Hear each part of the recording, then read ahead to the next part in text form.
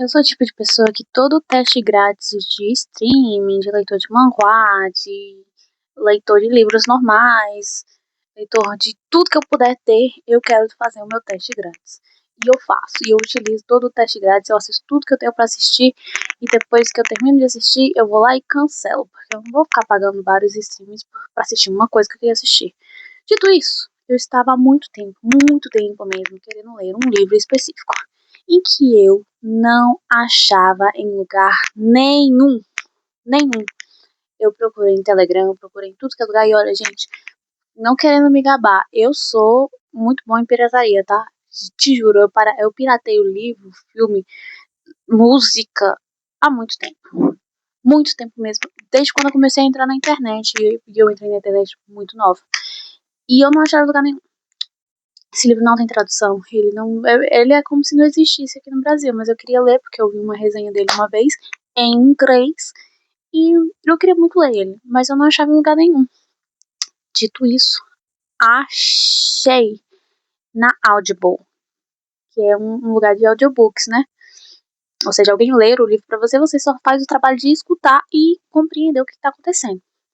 Inclusive, ele só tinha em inglês em específico, então o que eu fiz? Eu assinei meu período grátis da Audible no meu e-mail, porque eu já tinha feito isso no e-mail da minha mãe. Foi por lá que eu li o livro da Guarda-Costa lá. E, cara, eu consegui ouvi-lo, não lê-lo, mas ouvi-lo. Isso foram umas 472 páginas. E foram 472 páginas de puro sofrimento. Que merda! Basicamente, o livro é The Rape of Nanking, que é livre tradução, O Estupro de Nanking. Poxa, essa nossa conversa vai ser um pouco pesada, percebi agora. Mas enfim, o livro é da Iris Chang, que é basicamente, ela basicamente vai contar pra gente sobre os acontecimentos durante a Segunda Guerra Mundial, por volta de 1987, se eu não me engano, sobre a ocupação japonesa na China. Especificamente sobre o que aconteceu em Nanking, que era a capital chinesa na época. Capital econômica, social, tudo acontecia em Nanquim e em outras cidades também, mas que era muito importante para a China de maneira geral. Esse massacre durou por volta de 6 semanas. E foram 6 semanas onde o inferno estava na Terra, graças ao japonês, ao Império Japonês. Eles têm essa fama de ser bem filhos da puta e cruéis nas ocupações que eles realizaram, principalmente durante a Segunda Guerra Mundial. Muitas pessoas descreveriam o massacre de Nanquim como um unspeakable evil. Ela usa isso no livro, ela fala exatamente esse termo, que é um mal tão maldoso, tão atrocidades, tão bizarras, que não é nem capaz de falar as atrocidades que foram cometidas em Nanquim. E aí eu já vou dar uma adendo. Poxa, eu li esse livro em inglês, cara. Eu ouvi inglês, minha compreensão em inglês é muito boa. Mas eu também não sou uma máquina de tradução, tá ligado? Então algumas coisas que eu vou falar aqui, talvez seja uma tradução bem livre, tá bom? Só fiquem avisados que talvez a tradução esteja assim, mais pra lá do que pra cá, porque eu não sou tradutora. Acho que o principal que a gente tem que deixar durante toda essa narrativa é que, diferente do que aconteceu na Alemanha nazista com o povo judeu, hoje, muito e durante toda a história, houve uma tentativa de apagamento mesmo do que aconteceu em Nanquim e do que aconteceu com outros países que estavam ao redor do Japão durante a Segunda Guerra Mundial. E eu digo isso porque não há um retratamento formal. Hoje a gente não estuda isso nas escolas, a gente não sabe quantas pessoas morreram pela mão dos japoneses durante os massacres e durante as escravidões que eles cometeram com outros países, os assassinatos, as torturas, e tipo assim, a gente é muito eurocentrado e acaba deixando a parte da Ásia mais de lado, e lá aconteceram coisas terríveis também, entendeu? Então a Iris pontua que é uma tentativa real de não se importar com as pessoas que morreram, de não retratar do jeito que aconteceu em Nanquim, diferente do que a gente vê hoje com a parte mais ocidental da parada, entendeu? Durante toda a trama, a Iris pontua que, diferente dos alemães, que eles lembram muito e que eles pedem constantemente perdão pelas coisas que aconteceram durante a Segunda Guerra Mundial, não há esse mesmo caminho com os japoneses com relação aos crimes de guerra deles. basicamente ela pontua principalmente que os fatos que aconteceram em Nanquim hoje em dia, e já na época que esse livro foi escrito em 1990, há uma tentativa de esquecimento e apagamento da história do povo chinês e principalmente do povo de Nanquim, do como que aconteceu com relação à ocupação japonesa. Não vou ficar aqui pontuando todas as atrocidades que eu ouvi durante o livro, tá? Todas as pessoas que ela comentou que sofreram abuso, que sofreram tortura, todas as cenas extremamente descritivas que ela pontuou, em que em alguns momentos eu fiquei meio chocada, sim, não vou mentir, mas é uma coisa que a gente tem que deixar bem clara que foram milhares de chineses mortos, torturados e abusados durante o massacre de Nanquim, e foram 6 semanas onde poderia ser considerado um inferno na Terra devido a essa ocupação japonesa. Deixando os dados oficiais aqui para vocês, hoje o governo chinês estima que 300 mil pessoas morreram no massacre de Nanquim e que cerca de 20 mil mulheres foram utilizadas como escravas sexuais para o exército japonês. Mas isso aí não é algo exclusivo que aconteceu em Nanquim durante as ocupações japonesas na China. É algo que aconteceu em boa parte da Ásia, principalmente os países que estavam mais ao redor desse pequena ilhazinha do caralho chamada Japão. Como eu pontuei, não era algo exclusivo da China. É uma coisa que acontecia por uma parte da Ásia e que essas mulheres muitas vezes foram chamadas de mulheres de conforto, que é uma terminologia muito esdrúxula, porque é uma tentativa basicamente de apagamento do que essas mulheres sofreram, né? É um termo extremamente pejorativo, é um termo que foi utilizado para inferiorizar mulheres e que a gente deveria sim parar de utilizá-lo. Elas são mulheres, não são mulheres de conforto, não são objetos para o exército japonês, elas são mulheres que foram escravizadas sexualmente e que sofreram tudo que aconteceu com elas durante a Segunda Guerra Mundial. Durante toda a trama, teve vários momentos que me deixaram muito chocada. Principalmente alguns capítulos que falavam sobre as coisas que aconteceram mesmo em Nanquim. Tipo, o jeito que mataram, o jeito que torturaram, o jeito que sequestravam as pessoas para torná-las escravas sexuais. É bizarro.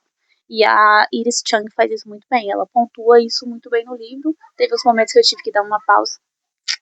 Tive que pausar para poder respirar um pouquinho, porque eu já tava passando do meu limite já. Teve um capítulo inteiro falando sobre um coronel, filho de uma puta. Não sei se ele era coronel, ou se que diabo que essa mulher. Ele tá no inferno agora, e graças a Deus por isso. Mas ele era um filho de uma puta, e ele era muito cruel, e ele era reconhecido como uma pessoa mais cruel até pelos colegas alemães dele. Enfim, um desquerido, né? Mas em um dos capítulos específicos que se tornou o meu capítulo favorito, basicamente é um capítulo que fala sobre resistência e nacionalismo, contando a história da Minnie Vautrin. Esse capítulo é o capítulo Goddess of Nanking. Basicamente vai contar sobre a história da Minnie Vautrin, que é uma missionária estadunidense que foi para Nanking estudar e dar aulas lá também, e ela acabou utilizando a universidade como um refúgio para as pessoas chinesas que estavam sendo massacradas durante a ocupação japonesa. A Iris aqui no livro, ela pontua a Minnie Vautrin quase como um símbolo de esperança mesmo. Ela mostra que a Minnie, durante toda a trama, enquanto dedicava a vida a salvar a vida de chineses, ela basicamente também ajudava na autoestima deles, porque você consegue imaginar uma população vendo seus vizinhos, irmãos, filhos sendo massacrados por um império extremamente cruel. Você não vai pensar em ser mais chinês, você não vai pensar que seu país ainda era alguma coisa, que você ainda tem direitos. Você só vai pensar em acabar logo com tudo isso. E a Minnie Vaulting foi extremamente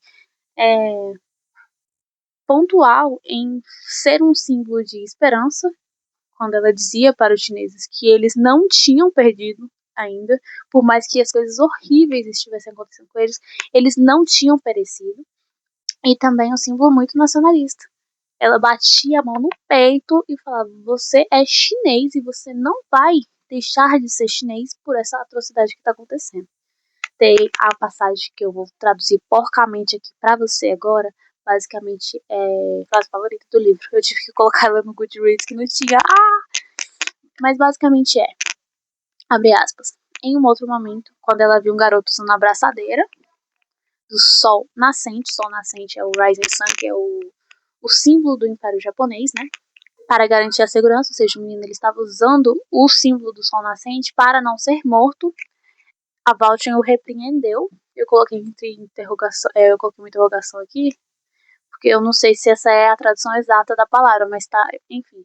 Ela repreendeu ele, ela tipo, brigou com ele e disse, abre aspas, você não precisa usar o símbolo do sol nascente, você é chinês e seu país não pereceu. Você deveria lembrar do dia que vestiu essa coisa e nunca esquecer.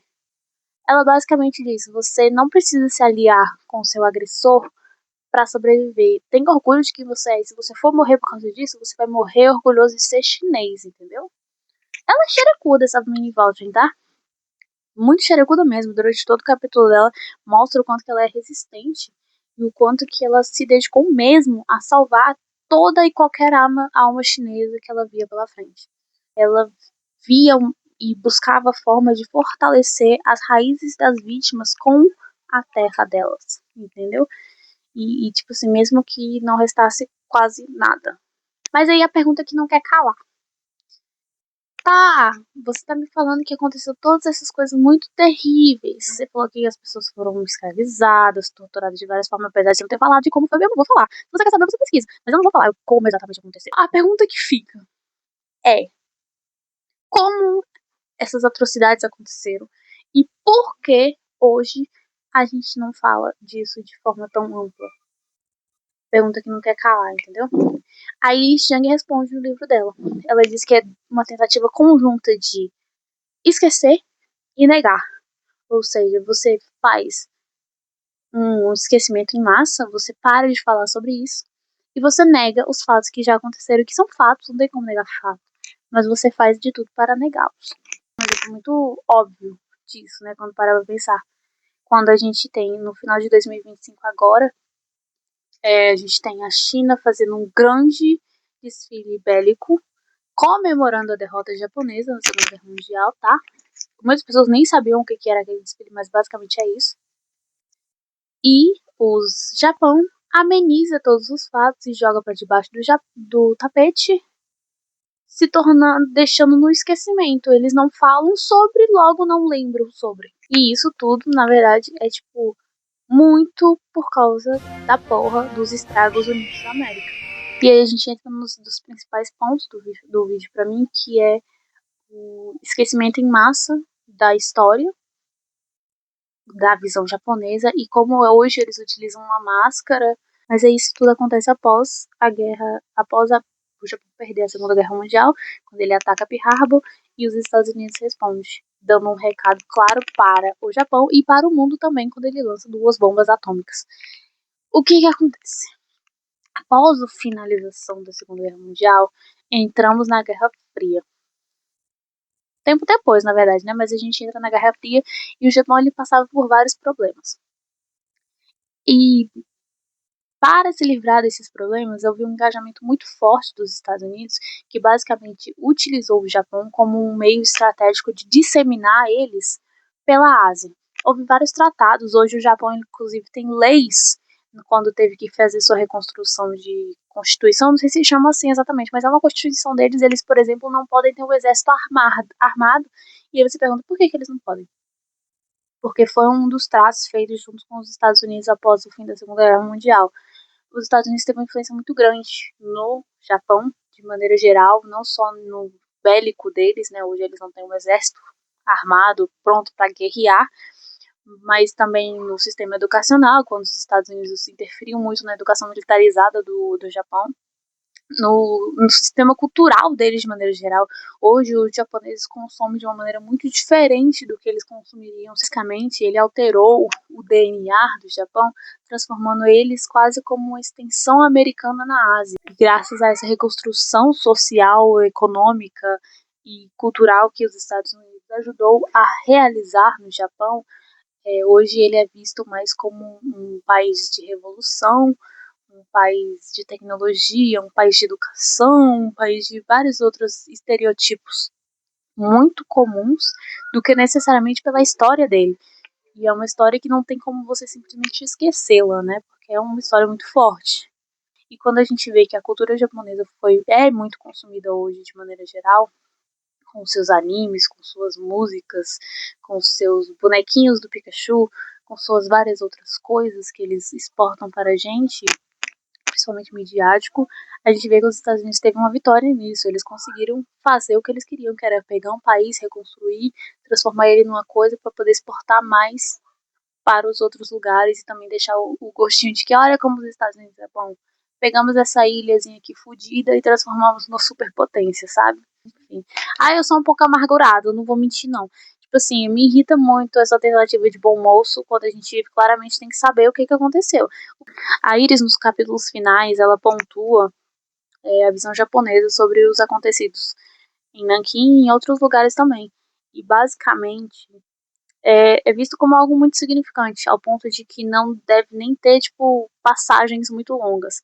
E aí eu vou trazer aqui para você o que eu estava vendo no Reddit outro dia, que foi um pequeno trecho de um print screen, ou seja, uma foto do livro de história japonês, onde tinha uma passagem desse tamanho, que basicamente falava que Nanquim foi uma batalha muito forte e que o Japão saiu vitorioso.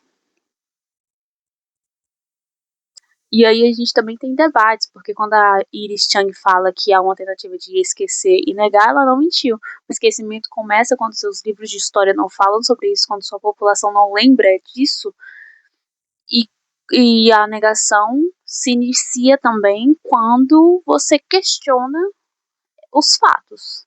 Você questiona se aconteceu, como aconteceu e se os números de pessoas, que esse é o debate mais fervoroso da internet a respeito do Nanquim, é se o número de pessoas mortas é o que a China divulga. A China hoje oficialmente adota o número de mortos em Nanquim como 300 mil pessoas e é o número que a Iris Chang usa no livro.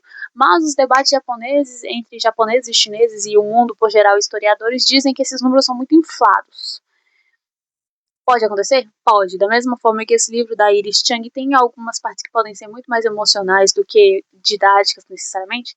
Sim, mas fato é, as estimativas é que passa de 200 mil pessoas mortas. Então, pode não chegar a ser 300, mas ainda assim são 200 mil pessoas mortas.